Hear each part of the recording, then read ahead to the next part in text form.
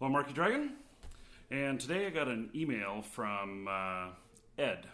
Ed doesn't say where he is, but he says, "Dear Marky Dragon, I recently just had a blast from the past when I received a letter from PayPal trying to resolve an issue for me that was 10 years ago."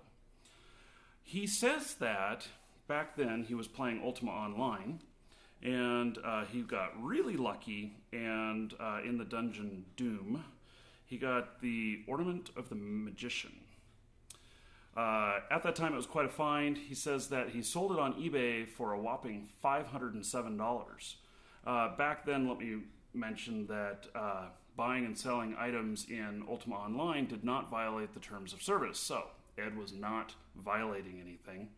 There are some games that allow that. There are many that do not. Anyway, he says that after the auction, about 2 weeks later, that he encountered a problem. And the problem is that the buyer disputed having not received the item. This is very common. This is a common fraud tactic that, and it's kind of friendly fraud when they do that, when you actually do deliver the item, but they know that since it's a virtual item, that they can get away with saying that they never received it. And it's pretty cheesy on the buyer's part.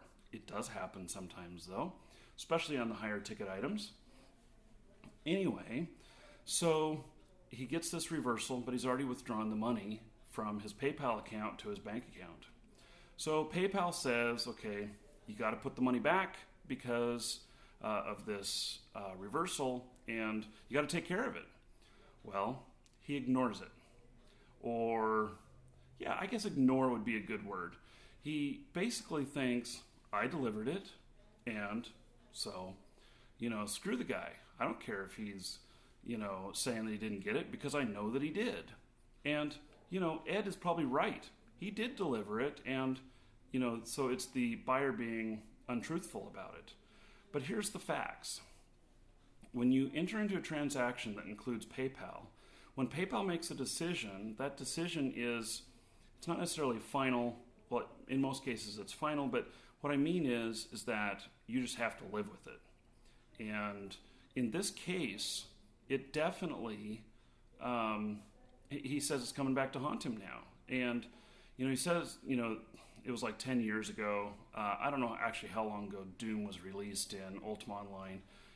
Maybe it was more like 6 years ago. But at any rate, he's been ignoring their communication all this time, and they want their money back. So now they are getting ready to take him to court. So Ed's like, what do I do? Well, I tell you what you do. You pay it back. That's your only choice. I can't imagine. I know $500 is a lot of money.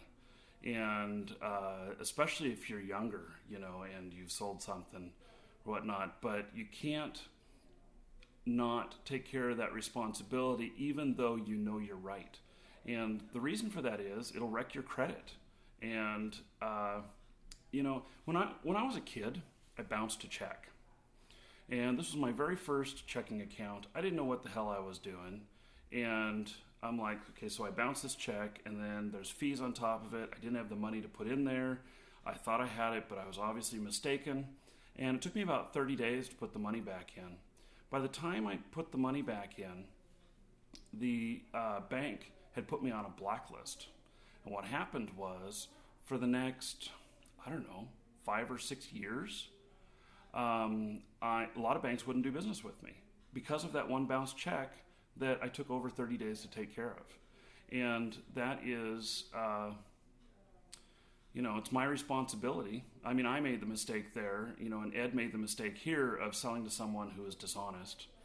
But it's still, his responsibility to take care of it. So that sucks, but that's what you got to do.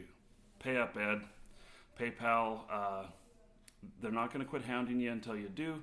It's going to wreck your credit. And even though it's been this long, if you satisfy it now, it shows up as that it just took a long time for them to collect instead of a debt still outstanding. Anyway, I'm Marky Dragon. Take care.